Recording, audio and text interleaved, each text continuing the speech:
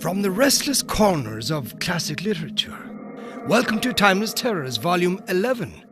Tonight we descend into moral obsession, ancient jealousy, whispered incantations, and unseen forces that move just beyond the veil of reason.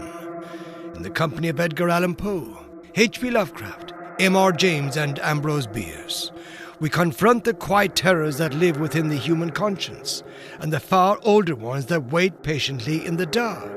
A single impulsive thought becomes ruin. A whistle carries farther than it should. And something small and scratching reminds us that horror rarely announces itself.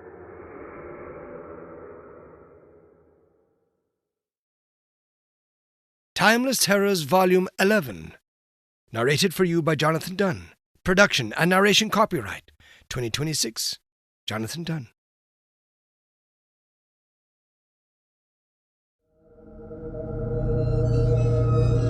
The Imp of the Perverse, written by Edgar Allan Poe, narrated for you by Jonathan Dunne. Original year of publication, 1845. This work is in the public domain. Production and narration copyright, 2025. Jonathan Dunne.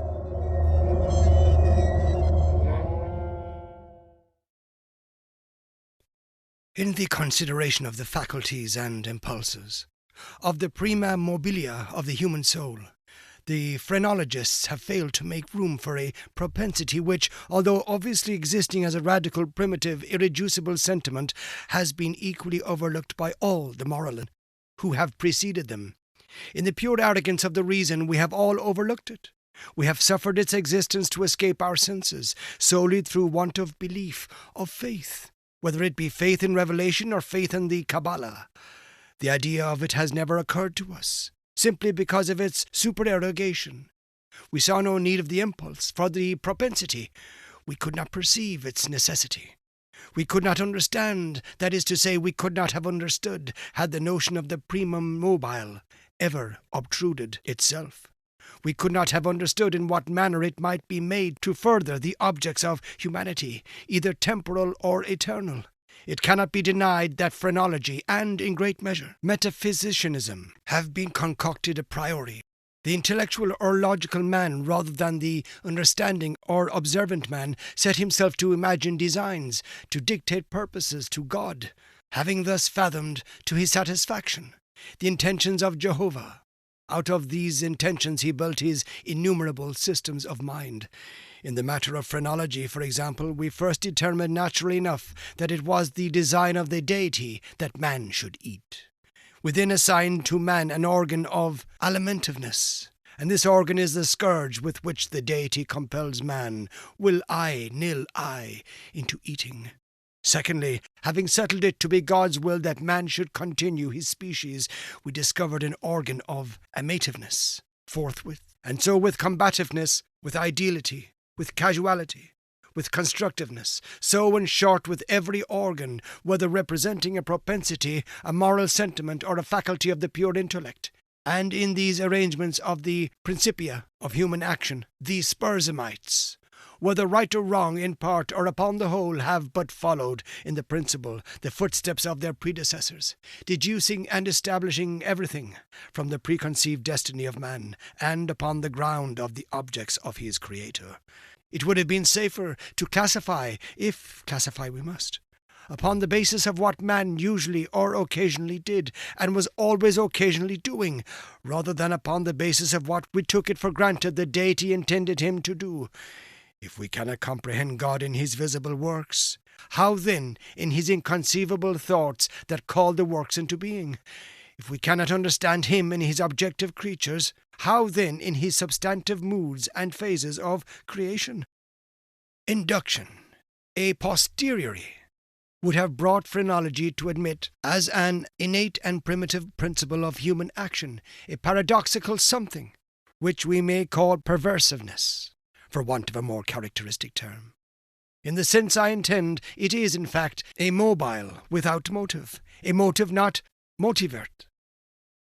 Through its promptings we act without comprehensible object, or, if this shall be understood as a contradiction in terms, we may so far modify the proposition as to say that through its promptings we act, for the reason that we should not. In theory, no reason can be more unreasonable, but in fact there is none more strong. With certain minds under certain conditions, it becomes absolutely irresistible. I am not more certain than I breathe, than that the assurance of the wrong or error of any action is often the one incomparably force which implies us, and alone impels us to its prosecution. Nor will this overwhelming tendency to do wrong for the wrong's sake admit of analysis or resolution into ulterior elements. It is a radical, a primitive impulse, elementary. It will be said, I am aware, that when we persist in acts because we feel we should not persist in them, our conduct is but a modification of that which ordinarily springs from the competitiveness of phrenology. But a glance will show the fallacy of this idea. The phrenological combativeness has for its essence the necessity of self-defense. It is our safeguard against injury. Its principle regards our well-being, and thus the desire to be well is excited simultaneously with its development. It follows that the desire to be well must be excited simultaneously with any principle which shall be merely a modification of combativeness. But in the case of that something which I term perverseness, the desire to be well is not only not aroused, but a strongly antagonistical sentiment exists. An appeal to one's own heart is, after all, the best reply to the sophistry just noticed. No one who trustingly consults and thoroughly questions his own soul will be disposed to deny the entire radicalness of the propensity in question. It is not more incomprehensible than distinctive. There lives no man who at some period has not been tormented, for example, by an earnest desire to tantalize a listener by circumlocution. The speaker is aware that he displeases. He has every intention to please. He is usually curt, precise, and clear. The most laconic and luminous language is struggling for utterance upon his tongue. It is only with difficulty that he restrains himself from giving it flow. He dreads and deprecates the anger of him whom he addresses, yet he thought strikes him that by certain involutions and parentheses this anger may be engendered. That single thought is enough. The impulse increases to a wish, the wish to a desire, the desire to an uncontrollable longing, and the longing, to the deep regret and mortification of the speaker, and in defiance of all consequences, is indulged. We have a task before us which must be speedily performed. We know that it will be ruinous to make delay. The most important crisis of our life calls, trumpet-tongued, for immediate energy and action. We glow, we are consumed with eagerness to commence the work, with the anticipation of whose glorious result our whole souls are on fire. It shall be undertaken today, and yet we put it off until tomorrow. And why? There is no answer, except that we feel perverse, using the word with no comprehension of the principle. Tomorrow arrives, and with it a more impatient anxiety to do our duty. But this, with every increase of anxiety, arrives also a nameless, a positively fearful, because unfathomable, craving for delay. This craving gathers strength as the moments fly. The last hour for action is at hand. We tremble with the violence of the conflict within us, of the definite with the indefinite, of the substance with the shadow. But if the contest have proceeded thus far, it is the shadow which prevails. We struggle in vain. The clock strikes, and is the knell of our welfare. At the same time, it is the chanticleer note to the ghost that has so long overawed us. It flies, it disappears. We are free. The old energy returns. We will labour now. Alas, it is too late. We stand upon the brink of a precipice.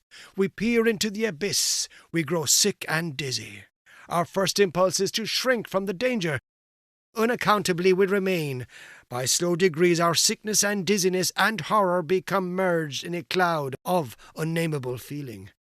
By gradation still more imperceptible, this cloud assumes shape, as did the vapour from the bottle out of which arose the genius in the Arabian Nights.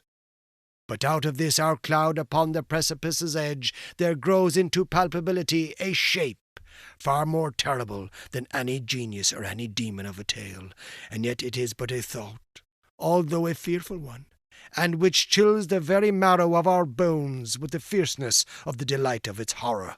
It is merely the idea of a fall from such a height, and this fall, this rushing annihilation, for the very reason that it involves that one most ghastly and loathsome of all the most ghastly and loathsome images of death and suffering which have ever presented themselves to our imagination. For this very cause do we now the most vividly desire it. And because our reason violently deters us from the brink, therefore do we the most impetuously approach it. There is no passion in nature so demoniacally impatient as that of him who, shuddering upon the edge of a precipice, thus meditates a plunge. To indulge for a moment in any attempt at thought is to him who, shuddering upon the edge of a precipice, thus meditates a plunge.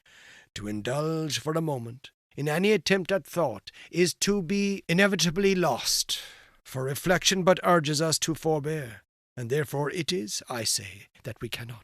If there be no friendly arm to check us, or if we fail in a sudden effort to prostrate ourselves backward from the abyss, we plunge and are destroyed.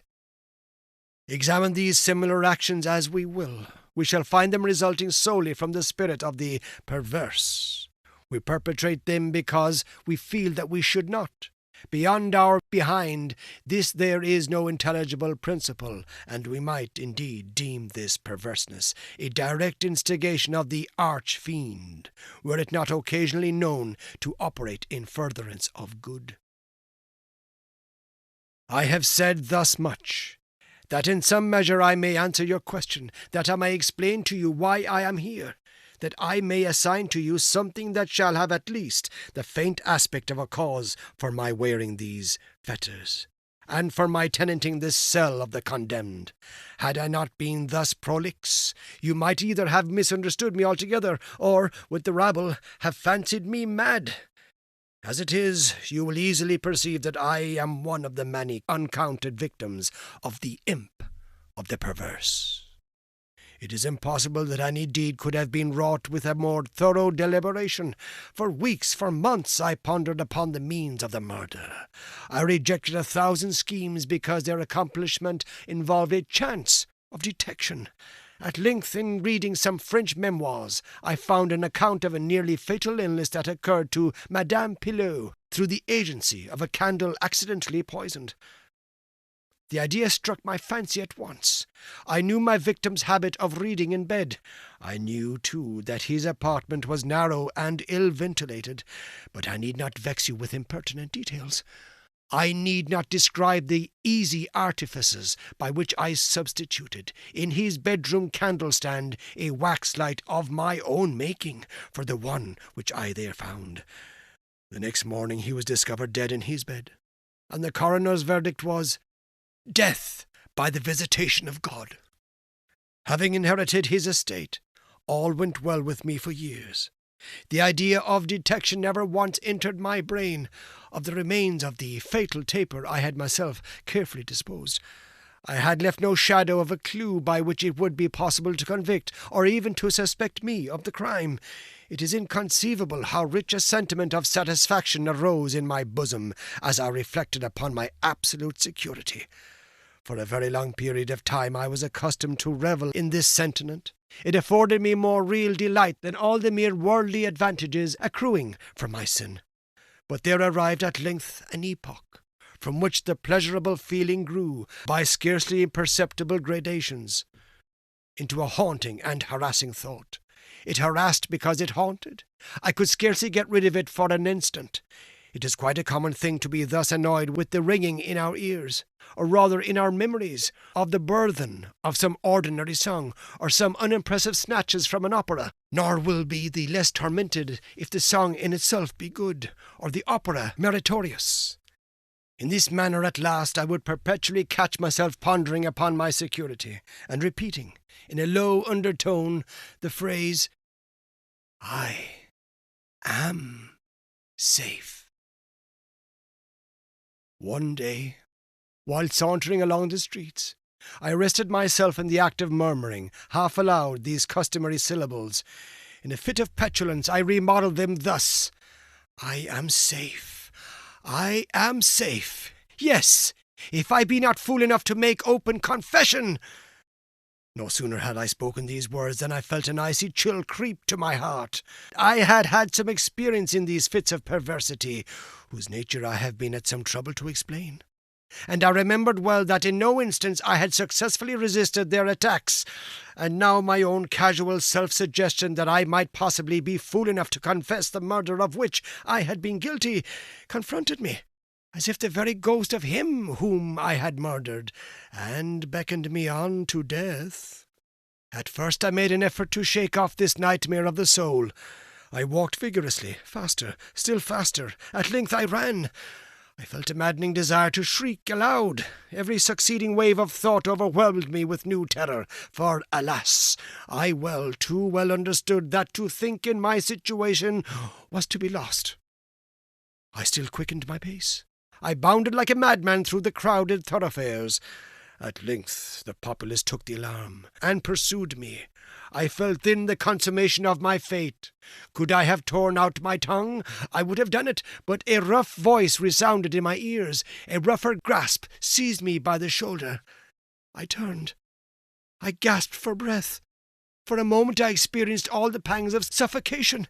I became blind and deaf and giddy, and then some invisible fiend, I thought, struck me with his broad palm upon the back. The long-imprisoned secret burst forth from my soul. They say that I spoke with a distinct enunciation, but with marked emphasis and passionate hurry, as if in dread of interruption before concluding the brief but pregnant sentences that consigned me to the hangman and to hell. Having related all that was necessary for the fullest judicial conviction, I fell prostrate, in a swoon. But why shall I say more? Today I wear these chains, and am here. Tomorrow I shall be fetterless. But where? This has been The Imp of the Perverse, written by Edgar Allan Poe, narrated for you by Jonathan Dunne. Original year of publication, 1845. This work is in the public domain. Production and narration copyright, 2025. Jonathan Dunne.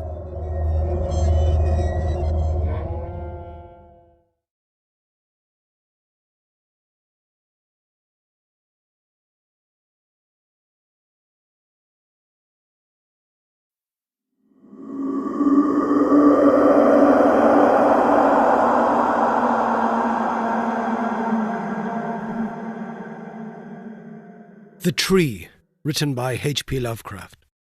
Narrated for you by Jonathan Dunne. Original year of publication, 1921. This work is in the public domain. Production and narration copyright, 2025. Jonathan Dunne. Fata viam invenient. On a verdant slope of Mount Menelus, in Arcadia, there stands an olive grove about the ruins of a villa. Close by is a tomb, once beautiful with the sublimest sculptures, but now fallen into as great decay as the house. At one end of that tomb is curious roots displacing the time-stained blocks of Pentelic marble, grows an unnaturally large olive tree of oddly repellent shape, so like to some grotesque man or death-distorted body of a man, that the country folk fear to pass it at night when the moon shines faintly through the crooked boughs, that the country folk fear to pass it at night when the moon shines faintly through the crooked boughs. Mount Menelus is a chosen haunt of dreaded Pan, whose queer companions are many, and simple swains believe that the tree must have some hideous kinship to these weird Paniski. But an old beekeeper who lives in the neighbouring cottage told me a different story. Many years ago, when the hillside villa was new and resplendent, there dwelt within it the two sculptors Kalos and Musides. From Lydia to Neapolis, the beauty of their work was praised, and none dared say that the one excelled the other in skill. The Hermes of Kalos stood in a marble shrine in Corinth, and the palace of Musides surmounted a pillar in Athens near the Parthenon. All men paid homage to Kalos and Musides, and marvelled that no shadow of artistic jealousy cooled the warmth of their brotherly friendship. But though Kalos and Musaids dwelt in unbroken harmony, their natures were not alike. Whilst Musaids revelled by night amid the urban gaieties of Tegea, Kalos would remain at home, stealing away from the sight of his slaves into the cool recesses of the olive grove. There he would meditate upon the visions that filled his mind, and there devise the forms of beauty which later became immortal in breathing marble. Idle folk, indeed, said that Kalos conversed with the spirits of the grove, and that his statues were but images of the fauns and dryads he met there, for he patterned his work after no living model. So famous were Kalos and Musaids that none wondered when the tyrant of Syracuse sent to them deputies to speak of the costly statue of Taiche, which he had planned for his city. Of great size and cunning workmanship must the statue be, for it was to form a wonder of nations and a goal of travellers. Exalted beyond thought would be he whose work should gain acceptance, and for his honour Kalos and Musaids were invented to compete. Their brotherly love was well known, and the crafty tyrant surmised that each, instead of concealing his work from the other, would offer aid and advice, his charity producing two images of unheard-of beauty, the lovelier of which would eclipse even the dreams of poets. With joy the sculptors hailed the tyrant's offer, so that in the days that followed their slaves heard the ceaseless blows of chisels. Not from each other did Kalos and Musaids conceal their work, but the sight was for them alone. Saving theirs, no eyes beheld the two divine figures released upon skilful blows from the rough blocks that had imprisoned them since the world began. At night, as of yore, Musaids sought the banquet halls of Tegea, whilst Kalos wandered alone in the olive grove. But as time passed, men observed a want of gaiety in the once sparkling Musaids. It was strange, they said amongst themselves, that depression should thus seize one with so great a chance to win art's loftiest reward. Many months passed, yet in the sour face of Musaids came nothing of the sharp expectancy which the situation should arouse. Then one day Musaids spoke of the illness of Kalos, after which none marvelled again at his sadness, since the sculptor's attachment was known to be deep and sacred. Subsequently, many went to visit Kalos, and indeed noticed the pallor of his face, but there was about him a happy serenity which made his glance more magical than the glance of Musaids, who was clearly distracted with anxiety, and who pushed aside all the slaves in his eagerness to feed and wait upon his friend with his own hands. Hidden behind heavy curtains stood the two unfinished figures of Taiche, little touched of late by the sick man and his faithful attendant. As Kalos grew inexplicably weaker and weaker, despite the ministrations of puzzled physicians and of his assiduous friend, he desired to be carried often to the grove which he so loved. There he would ask to be left alone, as if wishing to speak with unseen things. Musaids ever granted his requests, through his eyes filled with visible tears at the thought that Kalos should care more for the fauns and the dryads than for him. At last the end drew near, and Kalos discoursed of things beyond this life. Musaids, weeping, promised him a sepulchre, more lovely than the tomb of Mausolus, but Kalos bade him speak no more of the marbled glories. Only one wish now haunted the mind of the dying man, that twigs from certain olive trees in the grove be buried by his resting place, close to his head. And one night, sitting alone in the darkness of the olive grove, Kalos died.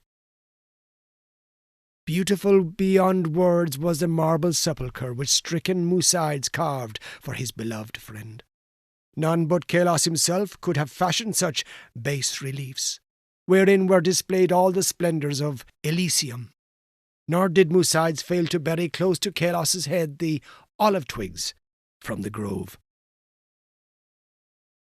As the first violence of Musai's grief gave place to resignation, he laboured with diligence upon his figure of Tai Che.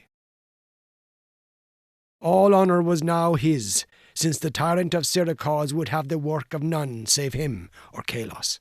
His task proved a vent for his emotion, and he toiled more steadily each day, shunning the gaieties he once had relished. Meanwhile his evenings were spent beside the tomb of his friend, where a young olive tree had sprung up near the sleeper's head. So swift was the growth of this tree, and so strange was its form, that all who beheld it exclaimed in surprise, and Musaids seemed at once fascinated and repelled. 3 years after the death of Kalos, Musaids dispatched a messenger to the tyrant, and it was whispered in the agora at Tegea that the mighty statue was finished.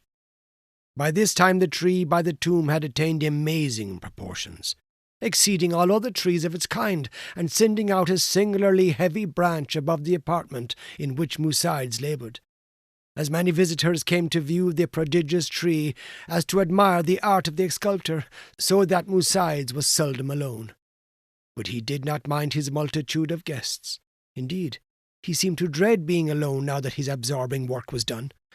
The bleak mountain wind, sighing through the olive grove and the tomb tree, had an uncanny way of forming vaguely articulate sounds.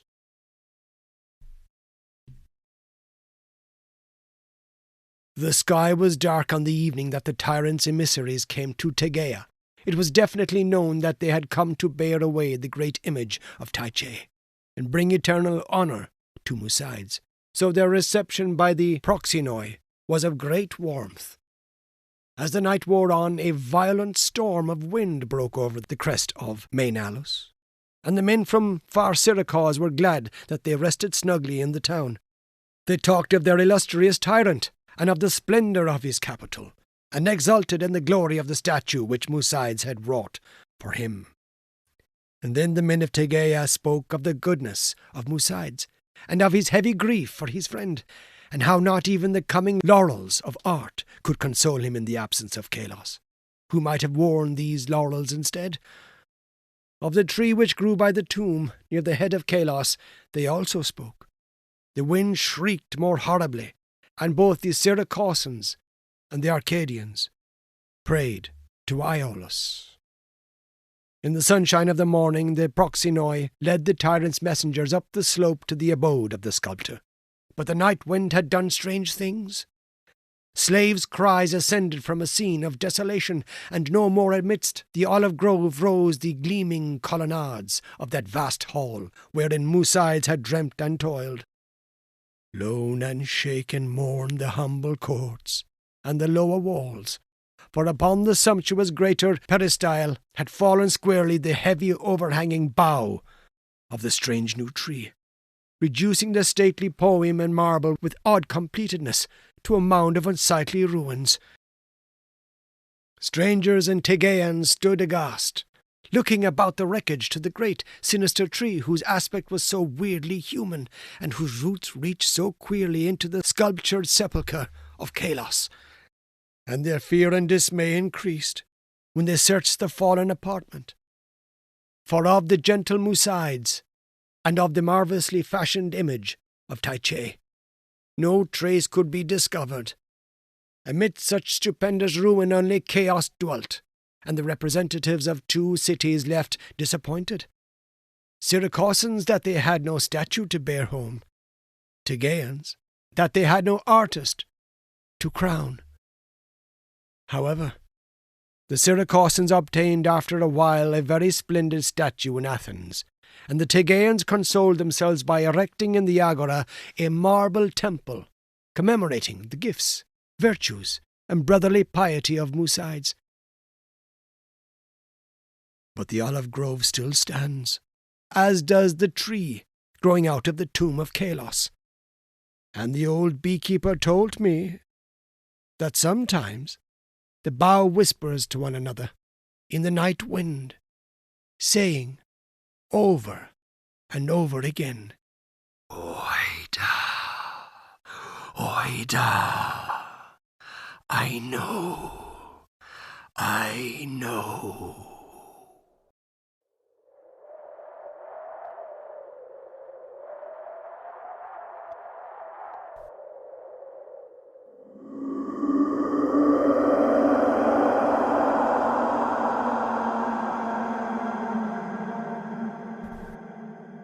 This has been The Tree, written by H.P. Lovecraft.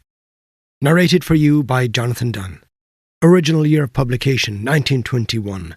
This work is in the public domain. Production and narration copyright, 2025, Jonathan Dunne.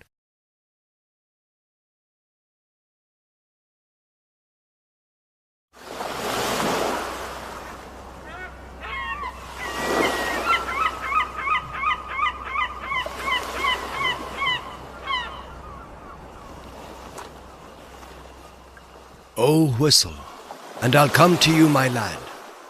Written by M.R. James. Narrated for you by Jonathan Dunne.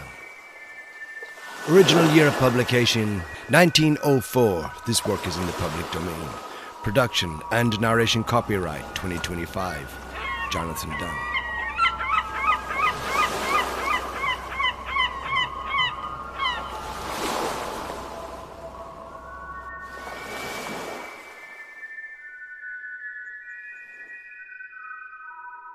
I suppose you will be getting away pretty soon. Now full term is over, Professor, said a person not in the story to the Professor of Ontography, soon after they had sat down next to each other at a feast in the hospitable hall of St. James College. The Professor was young, neat, and precise in speech. Yes, he said. My friends have been making me take up golf this term, and I mean to go to the East Coast, in point of fact to Burnstow.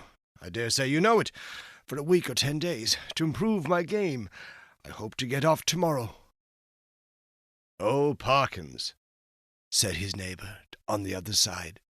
If you are going to Burnstow, I wish you would look at the site of the Templars' Preceptory, and let me know if you think it would be any good to have a dig there in the summer. It was, as you might suppose, a person of antiquarian pursuits who said this, but since he merely appears in this prologue, there is no need to give his entitlements. Certainly, said Parkins, the Professor. If you will describe to me whereabouts the site is, I will do my best to give you an idea of the lie of the land when I get back, or I could write to you about it, if you would tell me where you are likely to be. Don't trouble to do that, thanks. It's only that I'm thinking of taking my family in that direction in the long, and it occurred to me that as very few of the English preceptories have ever been properly planned, I might have an opportunity of doing something useful on off days. The Professor rather sniffed at the idea that planning out a preceptory could be described as useful. His neighbour continued. The site, I doubt if there's anything showing above ground, must be down quite close to the beach now. The sea has encroached tremendously, as you know, all along that bit of coast. I should think, from the map, it must be about 3/4 of a mile from the Globe Inn, at the north end of the town. Where are you going to stay? Well, at the Globe Inn, as a matter of fact, said Parkins. I've engaged a room there. I couldn't get in anywhere else. Most of the lodging-houses are shut up in winter, it seems, and as it is, they tell me that the only room of any size I can have is really a double-bedded one, and that they haven't a corner in which to store the other bed, and so on. But I must have a fairly large room, for I'm taking some books down, and mean to do a bit of work, though I don't quite fancy having an empty bed, not to speak of two, in what I may call for the time being my study. I suppose I can manage to rough it for the short time I shall be there. Do you call having an extra bed in your room roughing it, Parkins? Said a bluff person opposite. Look here, I shall come down and occupy it for a bit. It'll be company for you. The Professor quivered, but managed to laugh in a courteous manner. By all means, Rogers. There's nothing I should like better, but I'm afraid you would find it rather dull. You don't play golf, do you? No, thank heaven, said rude Mr. Rogers. Well, you see, when I'm not writing, I shall most likely be out on the links, and that, as I say, would be rather dull for you, I'm afraid. "Oh, I don't know. There's certain to be somebody I know in the place. But, of course, if you don't want me, speak the word, Parkins. I shan't be offended. Truth, as you always tell us, is never offensive." Parkins was indeed scrupulously polite and strictly truthful. It is to be feared that Mr. Rogers sometimes practised upon his knowledge of these characteristics. In Parkins' breast there was a conflict now raging, which for a moment or two did not allow him to answer. The interval being over, he said, "Well, if you want the exact truth, Rogers, I was considering whether the room I speak of would really be large enough to accommodate us both comfortably, and also whether, mind, I shouldn't have said this if you hadn't pressed me, you would not constitute something in the nature of a hindrance to my work." Rogers laughed loudly. "Well done, Parkins," he said. "It's all right. I promise not to interrupt your work. Don't you disturb yourself about that. No, I won't come if you don't want me, but I thought I should do so nicely to keep the ghosts off." Here he might have been seen to wink and to nudge his next neighbour. Parkins might also have been seen to become pink. "I beg pardon, Parkins," Rogers continued. "I oughtn't to have said that. I forgot you didn't like levity on these topics." "Well," Parkins said, "as you have mentioned the matter, I freely own that I do not like the careless talk about what you call ghosts. A man in my position," he went on, raising his voice a little, "cannot, I find, be too careful about appearing to sanction the current beliefs on such subjects, as you know, Rogers, or as you ought to know, for I think I have never concealed my views." "No, you certainly have not, old man," put in Rogers, sotto voce. "I hold that any semblance, any appearance of concession to the view that such things might exist is equivalent to a renunciation of all that I hold most sacred. But I'm afraid I have not succeeded in securing your attention." "Your undivided attention was what Dr. Blimber actually said," Rogers interrupted, with every appearance of an earnest desire for accuracy. "But I beg your pardon, Parkins, I'm stopping you." "Not at all," said Parkins. "I don't remember Blimber. Perhaps he was before my time, but I needn't go on. I'm sure you know what I mean." Yes, said Rogers rather hastily. "Just so. Well, we'll go into it fully at Burnstow, or somewhere." In repeating the above dialogue, I have tried to give the impression which it made on me, that Parkins was something of an old woman, rather hen-like perhaps, in his little ways, total destitute, alas, of the sense of humour, but at the same time dauntless and sincere in his convictions, and a man deserving of the greatest respect. Whether or not the reader has gathered so much, that was the character which Parkins had. On the following day, Parkins did as he had hoped, succeed in getting away from his college and in arriving at Burnstow. He was made welcome at the Globe Inn, was safely installed in the large double-bedded room of which we have heard, and was able before retiring to arrange his materials for work in apple-pie order, upon a commodious table which occupied the outer end of the room, and was surrounded on three sides by windows looking out seaward. That is to say, the central window looked straight out to sea, and those on the left and right commanded prospects along the shore to the north and south, respectively. On the south you saw the village of Burnstow. On the north no houses were to be seen, but only the beach and the low cliff backing it. Immediately in front was a strip, not considerable, of rough grass, dotted with old anchors, capstans, and so forth. Then a broad path, then the beach. Whatever may have been the original distance between the Globe Inn and the sea, not more than 60 yards now separated them. The rest of the population of the inn was, of course, a golfing one, and included few elements that called for a special description. The most conspicuous figure was perhaps that of an ancient militar, secretary of a London club, and possessed of a voice of incredible strength and of views of a pronouncedly Protestant type. These were apt to find utterance after his attendance upon the ministrations of the vicar, an inestimable man, with inclinations towards a picturesque ritual, which he gallantly kept down as far as he could out of deference to East Anglian tradition.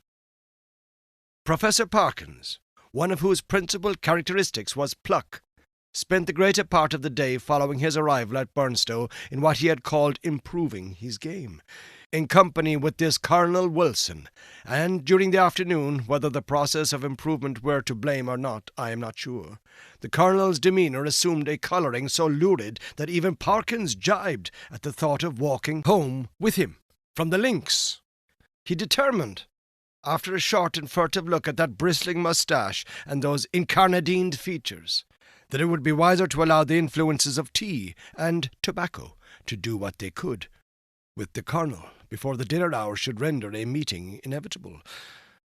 I might walk home tonight, along the beach, he reflected. Yes, and take a look. There will be light enough for that, at the ruins of which Disney was talking. I don't exactly know where they are, by the way, but I expect I can hardly help stumbling on them. This he accomplished, I may say, in the most literal sense, for in picking his way from the links to the shingled beach, his foot caught, partly in a gorse root, and partly in a biggish stone, and over he went. When he got up and surveyed his surroundings, he found himself in a patch of somewhat broken ground, covered with small depressions and mounds. These latter, when he came to examine them, proved to be simply masses of flints embedded in mortar and grown over with turf. He must, he quite rightly concluded, be on the site of the precipitary he had promised to look at. It seemed not unlikely to reward the spade of the explorer. Enough of the foundations was probably left at no great depth to throw a good deal of light on the general plan. He remembered vaguely that the Templars, to whom this site had belonged, were in the habit of building round churches, and he thought a particular series of the humps or mounds near him did appear to be arranged in something of a circular form. Few people can resist the temptation to try a little amateur research in a department quite outside their own, if only for the satisfaction of showing how successful they would have been had they only taken it up seriously. Our professor, however, if he felt something of this mean desire, was also truly anxious to oblige Mr. Disney, so he paced with care the circular area he had noticed, and wrote down its rough dimensions in his pocket-book. Then he proceeded to examine an oblong eminence which lay east of the centre of the circle, and seemed to his thinking likely to be the base of a platform or altar.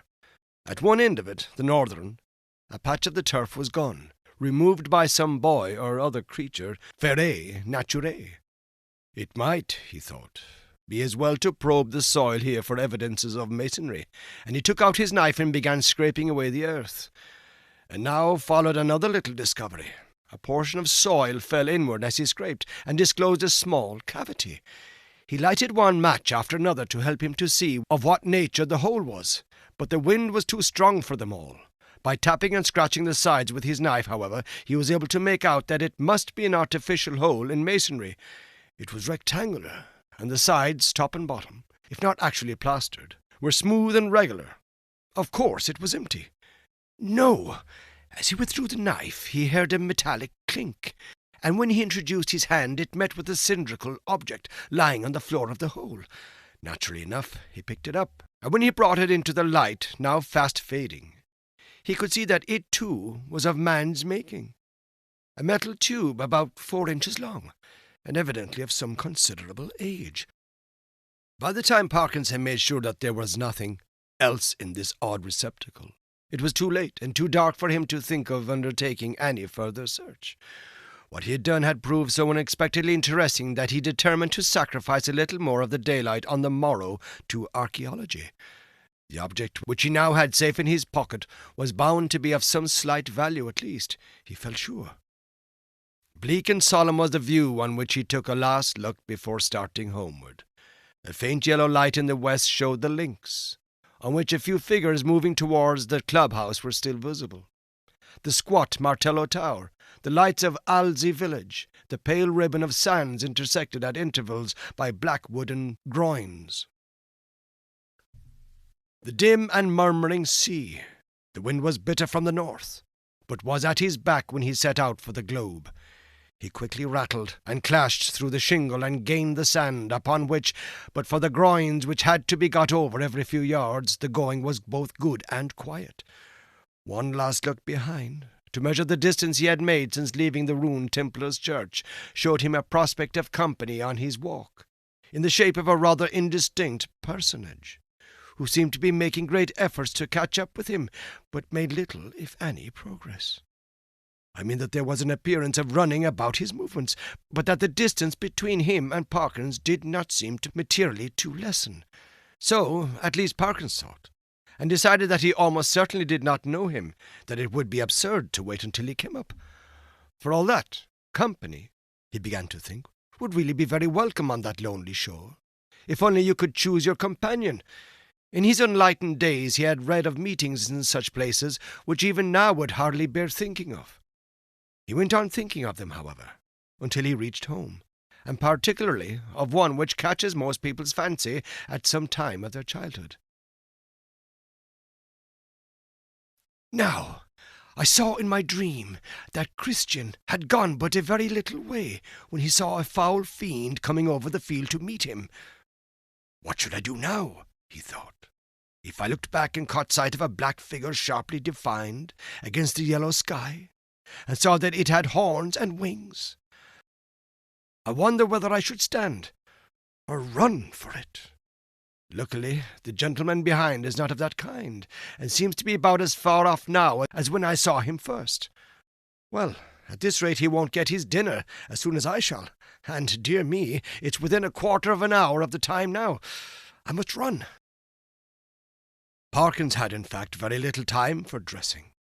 When he met the Colonel at dinner, peace, or as much of her as that gentleman could manage, reigned once more in the military bosom, nor was she put to flight in the hours of bridge that followed dinner, for Parkins was a more than respectable player.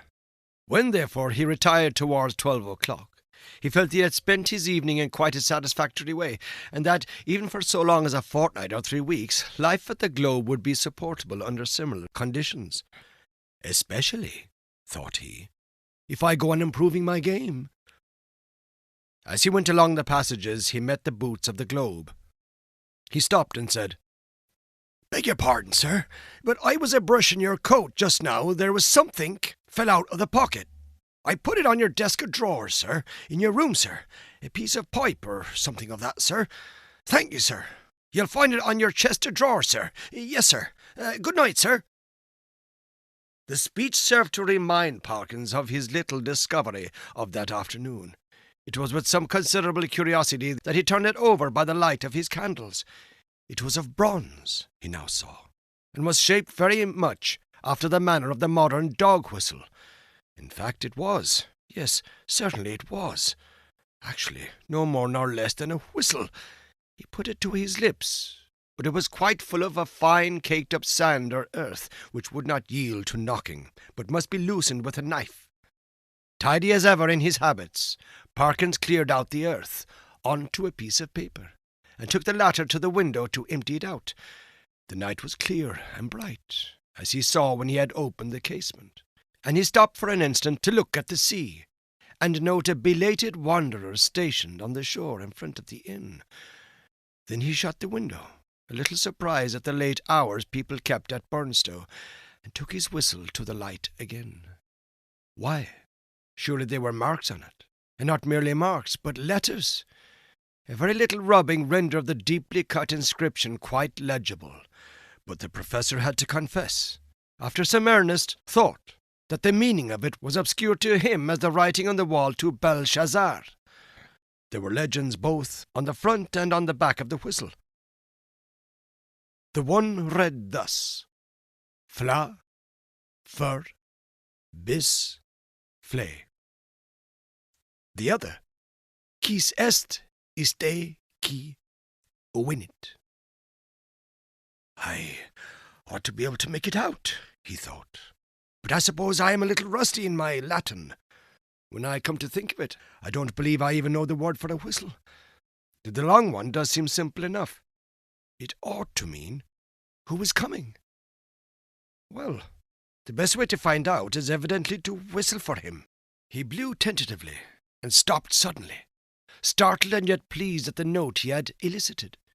It had a quality of infinite distance in it, and, soft as it was, he somehow felt it must be audible for miles around. It was a sound, too, that seemed to have the power, which many scents possess, of forming pictures in the brain.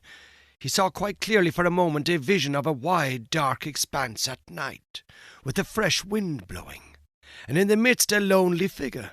How employed he could not tell. Perhaps he would have seen more had not the picture been broken by the sudden surge of a gust of wind against his casement, so sudden it made him look up, just in time to see the white glint of a sea-bird's wing somewhere outside the dark panes. The sound of the whistle had so fascinated him that he could not help trying it once more, this time more boldly. The note was little, if at all, louder than before, and repetition broke the illusion. No picture followed, as he had half hoped it might. But what is this? Goodness, what force the wind can get up in a few minutes! What a tremendous gust! There! I knew that window fastening was no use. Ah, I thought so. Both candles out. It's enough to tear the room to pieces. The first thing was to get the window shut. While you might count 20, Parkins was struggling with the small casement, and felt almost as if he were pushing back a sturdy burglar, so strong was the pressure. It slackened all at once, and the window banged to and latched itself. Now to relight the candles and see what damage, if any, had been done. No, nothing seemed amiss. No glass even was broken in the casement, but the noise had evidently roused at least one member of the household. The Colonel was to be heard stumping in his stockinged feet on the floor above, and growling. Quickly as it had risen, the wind did not fall at once. On it went, moaning and rushing past the house, at times rising to a cry so desolate that, as Parkins disinterestedly said, it might have made fanciful people feel quite uncomfortable, even the unimaginative. He thought after a quarter of an hour might be happier without it. Whether it was the wind or the excitement of golf, or of the researches in the preceptory that kept Parkins awake, he was not sure. Awake he remained, in any case, long enough to fancy, as I'm afraid I often do myself under such conditions, that he was the victim of all manner of fatal disorders. He would lie counting the beats of his heart, convinced that it was going to stop work every moment, and would entertain grave suspicions of his lungs, brain, liver, etc., suspicions which he was sure would be dispelled by the return of daylight, by which only then refused to be put aside. He found a little vicarious comfort in the idea that someone else was in the same boat. A near neighbour, in the darkness it was not easy to tell his direction, was tossing and rustling in his bed too. The next stage was that Parkins shut his eyes and determined to give sleep every chance. Here again, overexcitement asserted itself in another form, that of making pictures. Experto crede. Pictures do come to the closed eyes of one trying to sleep, and are often so little to his taste that he must open his eyes and disperse them. Parkinson's experience on this occasion was a very distressing one. He found that the picture which presented itself to him was continuous. When he opened his eyes, of course, it went, but when he shut them once more, it framed itself afresh, and acted itself out again, neither quicker nor slower than before. What he saw was this: a long stretch of shore, shingle-edged by sand, and intersected at short intervals with black groins running down to the water, a scene, in fact, so like that of his afternoon's walk that, in the absence of any landmark, it could not be distinguished therefrom. The light was obscure, conveying an impression of gathering storm. Late winter evening, and slight cold rain. On this bleak stage at first no actor was visible. Then, in the distance, a bobbing black object appeared. A moment more, and it was a man running, jumping, clambering over the groins, and every few seconds looking eagerly back. The nearer he came, the more obvious it was that he was not only anxious, but even terribly frightened, though his face was not to be distinguished. He was, moreover, almost at the end of his strength. On he came. Each successive obstacle seemed to cause him more difficulty than the last. "Will he get over the next one?" thought Perkins. "It seems a little higher than the others. Yes, half climbing, half throwing himself, he did get over, and fell all in a heap on the other side, the side nearest to the spectator. There, as if really unable to get up again, he remained crouching under the groin, looking up in an attitude of painful anxiety. So far, no cause whatever for the fear of the runner had been shown, but now there began to be seen, far up the shore, a little flicker of something light-coloured moving to and fro with great swiftness and irregularity. Rapidly growing larger, it too declared itself as a figure in pale, fluttering draperies, ill-defined. There was something about its motion which made Parkins very unwilling to see it at close quarters. It would stop, raise arms, bow itself toward the sand, then run, stooping across the beach to the water edge and back again, and then, rising upright once more, continue its course forward at a speed that was startling and terrifying. The moment came when the pursuer was hovering about from left to right only a few yards beyond the groin, where the runner lay in hiding. After 2 or 3 ineffectual castings hither and thither, it came to a stop, stood upright, with arms raised high, and then darted straight forward toward the groin. It was at this point that Parkins always failed in his resolution to keep his eyes shut.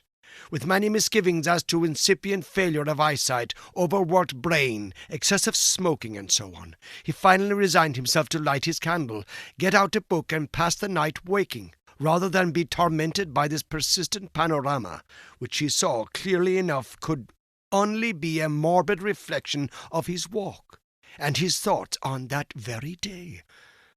The scraping of match on box and the glare of light must have startled some creatures of the night, rats or what not, which he heard scurry across the floor from the side of his bed with much rustling. Dear, dear, the match is out, fool that it is. But the second one burnt better, and a candle and book were fully procured, over which Parkins pored till sleep of a wholesome kind came upon him, and that in no long space. For about the first time in his orderly and prudent life he forgot to blow out the candle, and when he was called next morning at 8 there was still a flicker in the socket and a sad mess of guttered grease on the top of the little table. After breakfast he was in his room, putting the finishing touches to his golfing costume. Fortune had again allotted the Colonel to him for a partner when one of the maids came in. "Oh, if you please," she said. "Would you like any extra blankets on your bed, sir?" "Ah, thank you," said Parkins. "Yes, I think I should like one. It seems likely to turn rather colder." In a very short time the maid was back with the blanket. "Which bed should I put it on, sir?" she asked. "What? Why, that one. The one I slept in last night," he said, pointing to it. "Oh, yes, I beg your pardon, sir, but you seem to have tried both of them. Leastways, we had to make 'em up both this morning." "Really? How very absurd," said Parkins. "I certainly never touched the other, except to lay some things on it. Did it actually seem to have been slept in?" "Oh, yes, sir," said the maid. "Why, all the things was crumpled and throwed about all ways. If you'll excuse me, sir, quite as if anyone hadn't passed but a very poor night, sir." "Dear me," said Parkins. "Well, I may have disordered it more than I thought when I unpacked my things. I'm very sorry to have given you the extra trouble, I'm sure. I expect a friend of mine soon, by the way, a gentleman from Cambridge, to come and occupy it for a night or 2. That will be all right, I suppose, won't it?" "Oh, yes, to be sure, sir. Thank you, sir. It's no trouble, I'm sure," said the maid, and departed to giggle with her colleagues. Parkins set forth with a stern determination to improve his game. I'm glad to be able to report that he succeeded so far in this enterprise that the Colonel, who had been rather repining at the prospect of a second day's play in his company, became quite chatty as the morning advanced, and his voice boomed out over the flats, as certain also of our own minor poets have said, like some great bourdon in a minster tower. "Extraordinary wind that we had last night," he said. "In my old home we should have said someone had been whistling for it." "Should you indeed?" said Parkins. "Is there a superstition of that kind still current in your part of the country?" I don't know about superstition, said the Colonel. They believe in it all over Denmark and Norway, as well as on the Yorkshire coast, and my experience is, mind you, that there's generally something at the bottom of what these country folk hold to, and have held to for generations. But it's your drive, or whatever it might have been. The golfing reader will have to imagine appropriate digressions at the proper intervals. When conversation was resumed, Parkins said with a slight hesitancy, "Apropos of what you were saying just now, Colonel, I think I ought to tell you that my own views on such subjects are very strong. I am, in fact, a convinced disbeliever in what is called the supernatural." "What?" said the Colonel. "Do you mean to tell me you don't believe in second sight, or ghosts, or anything of that kind?" "Nothing whatever of that kind," returned Parkins firmly. "Well," said the Colonel, "but it appears to me at that rate, sir, that you must be a little better than a Sadducee." Parkins was on the point of answering that, in his opinion, the Sadducees were the most sensible persons he had ever read of in the Old Testament.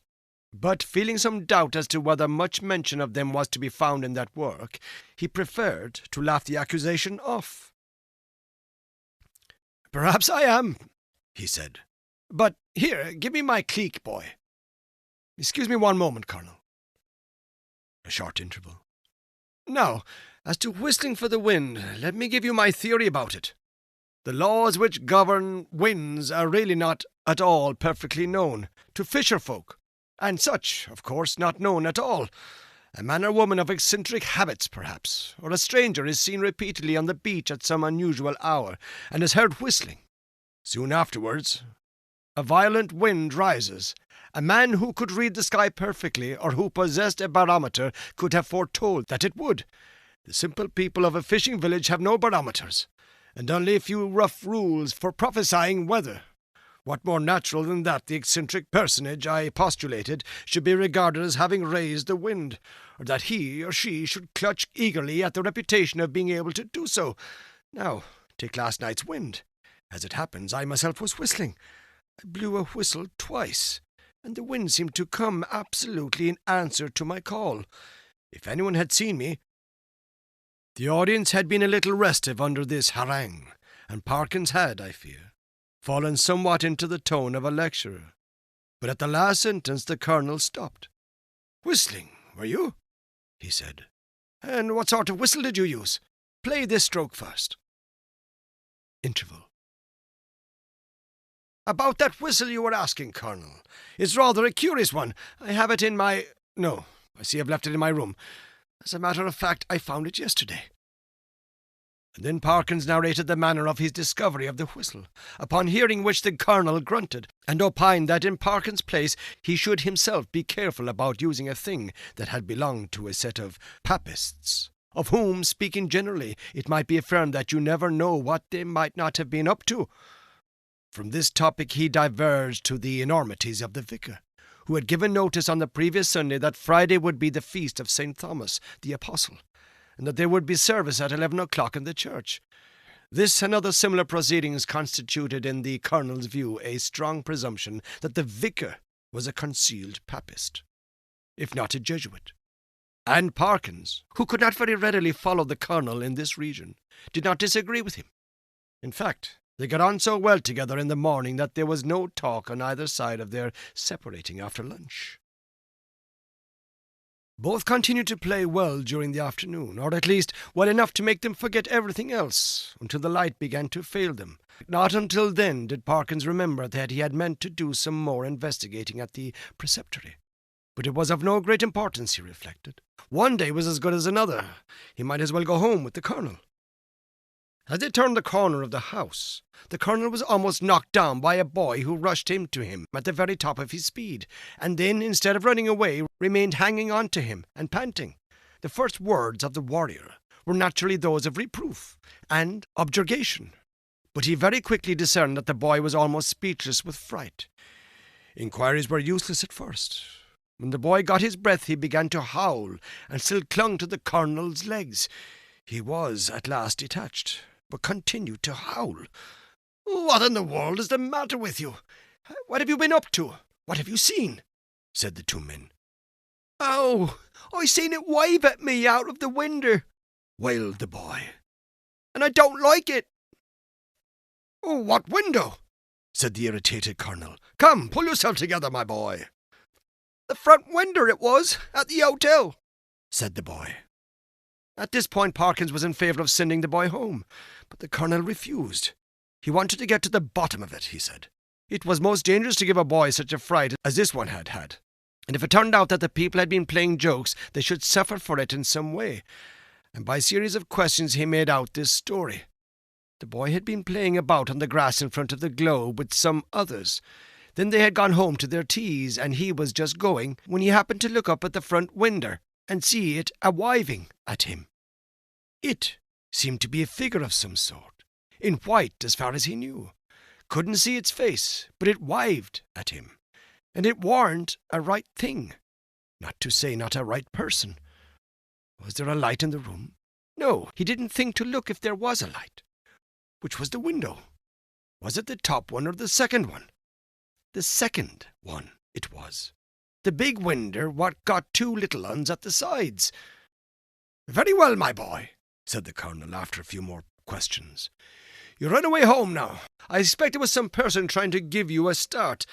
Another time, like a brave English boy, you just throw a stone. Well, not that exactly. But you go and speak to the waiter, or to Mr. Simpson, the landlord, and say that I advised you to do so." The boy's face expressed some of the doubt he felt as to the likelihood of Mr. Simpson's lending a favourable ear to his complaint. But the Colonel did not appear to perceive this, and went on. "And here's a sixpence. No, I see it's a shilling. And you be off home, and don't think any more about it." The youth hurried off with agitated thanks, and the Colonel and Parkins went round to the front of the globe and reconnoitred. There was only one window answering to the description they had been hearing. "Well, that's curious," said Parkins. "It's evidently my window the lad was talking about. Will you come up for a moment, Colonel Wilson? We ought to be able to see if anyone has been taking liberties in my room." They were soon in the passage, and Parkins made as if to open the door.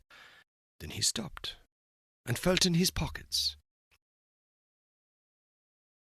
"This is more serious than I thought," was his next remark. "I remember now that before I started this morning I locked the door. It is locked now, and what is more, here is the key." And he held it up. "Now," he went on, "if the servants are in the habit of going into one's room during the day when one is away, I can only say that I don't approve of it at all." Conscious of a somewhat weak climax, he busied himself in opening the door, which was indeed locked, and in lighting candles. "No," he said, "nothing seems disturbed." "Except your bed," put in the Colonel. "Excuse me, that isn't my bed," said Parkins. "I don't use that one. But it does look as if someone had been playing tricks with it." It certainly did. The clothes are bundled up and twisted together in a most tortuous confusion. Parkins pondered. "That must be it," he said at last. "I disordered the clothes last night in unpacking, and they haven't made it since. Perhaps they came in to make it, and that boy saw them through the window, and then they were called away and locked the door after them. Yes, I think that must be it." "Well, ring and ask," said the Colonel, and this appealed to Parkins as practical. The maid appeared, and, to make a long story short, deposed that she had made the bed in the morning when the gentleman was in the room, and hadn't been there since. No, she hadn't know of the key. Mr. Simpson, he kept the keys. He'd be able to tell the gentleman if anyone had been up. This was a puzzle. Investigation showed that nothing of value had been taken, and Parkins remembered the disposition of the small objects on the tables and so forth well enough to be pretty sure that no pranks had been played with them. Mr. and Mrs. Simpson furthermore agreed that neither of them had given the duplicate key of the room to any person whatever during the day. Nor could Parkins, fair-minded man as he was, detect anything in the demeanour of master, mistress, or maid that indicated guilt. He was much more inclined to think that the boy had been imposing on the Colonel. The latter was unwontedly silent and pensive at dinner, and throughout the evening. When he bade good night to Parkins, he murmured in a gruff undertone, "You know where I am, if you want me during the night." "Why, yes, thank you, Colonel Wilson. I think I do, but there isn't much prospect of my disturbing you, I hope. By the way," he added, "did I show you that old whistle I spoke of? I think not. Well, here it is." The Colonel turned it over gingerly in the light of the candle. "Can you make anything of the inscription?" asked Parkins, as he took it back. "No, not in this light. Oh, what do you mean to do with it?" "Oh, well, when I get back to Cambridge, I shall submit it to some of the archaeologists there and see what they think of it. And very likely, if they consider it worth having, I may present it to one of the museums." Said the Colonel. "Well, you may be right. All I know is that, if it were mine, I should chuck it straight into the sea. It's no use talking, I'm well aware, but I expect that with you it's a case of live and learn. I hope so, I'm sure, and I wish you a good night." He turned away, leaving Parkins in act to speak at the bottom of the stair, and soon each was in his own bedroom. By some unfortunate accident, there were neither blinds nor curtains to the windows of the Professor's room.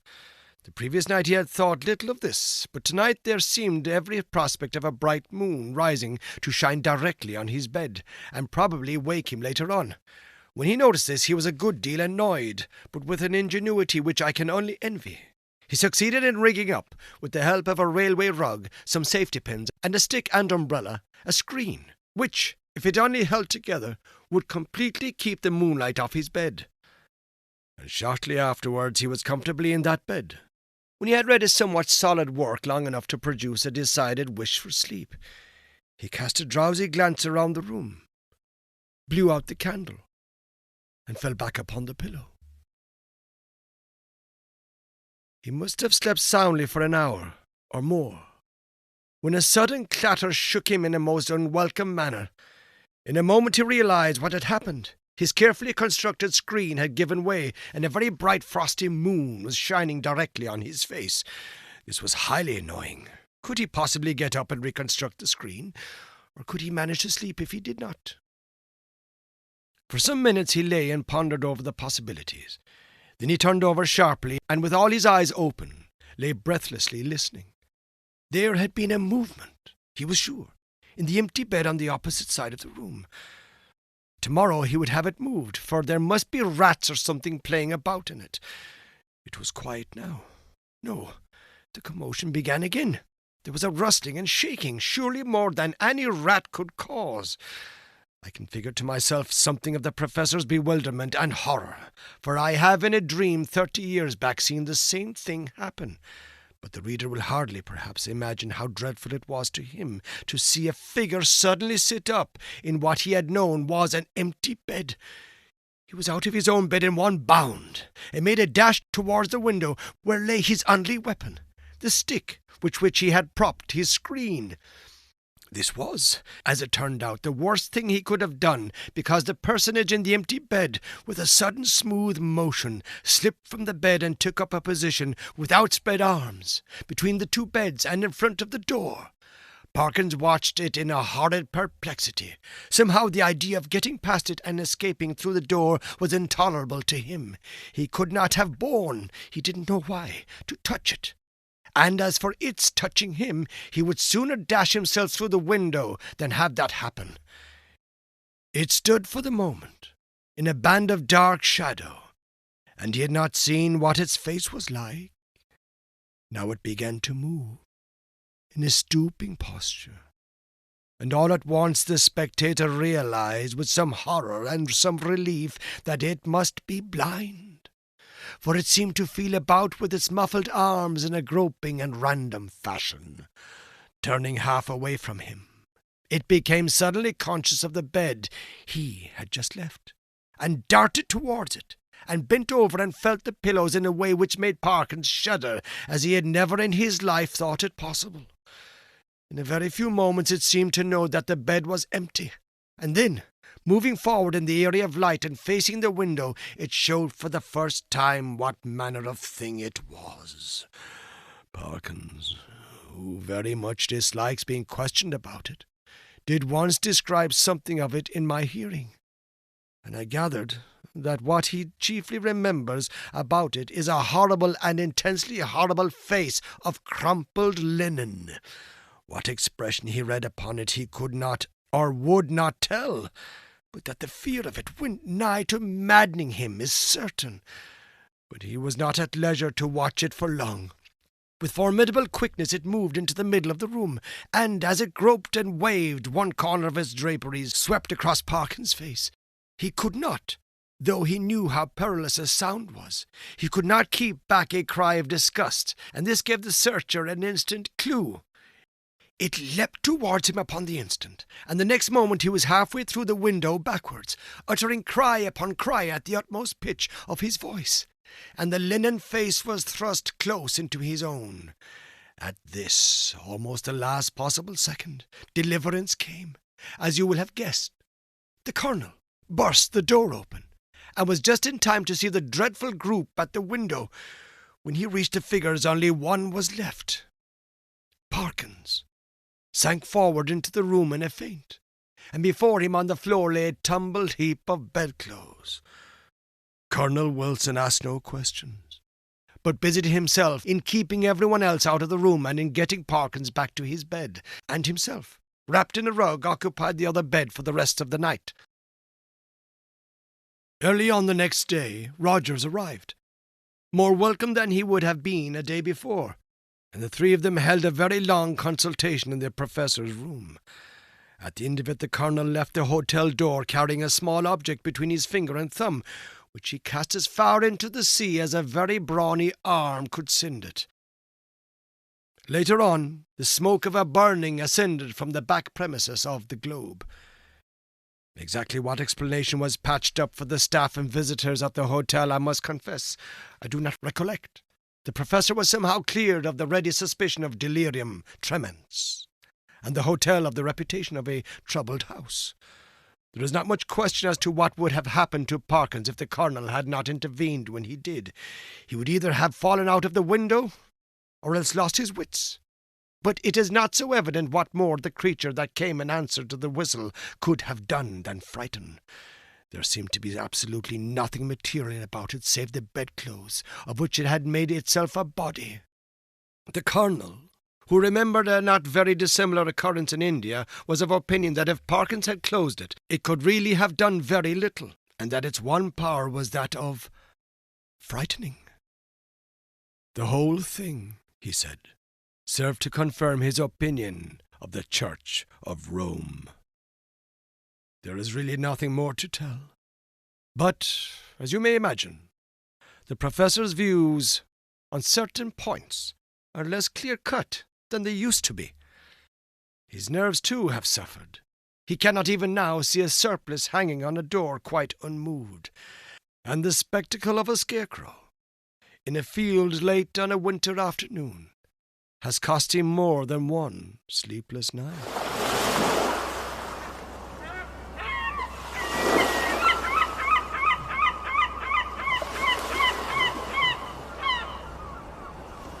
This has been Oh Whistle, and I'll Come to You, My Lad, written by M.R. James, narrated for you by Jonathan Dunne. Original year of publication, 1904. This work is in the public domain. Production and narration copyright, 2025. Jonathan Dunne.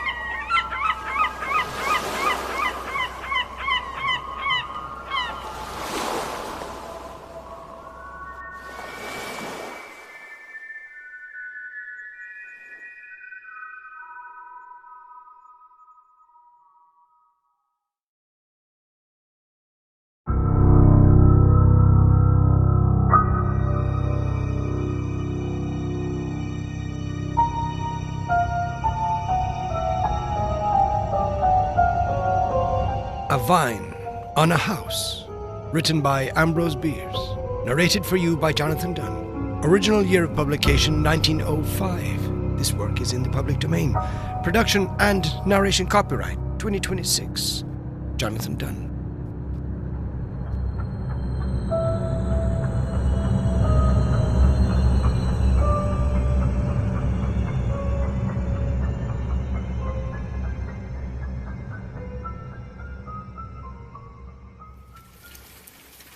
About 3 miles from the little town of Norton in Missouri, on the road leading to Maysville, stands an old house that was last occupied by a family named Harding. Since 1886, no one has lived in it, nor is anyone likely to live in it again. Time and the disfavour of persons dwelling thereabout are converting it into a rather picturesque ruin.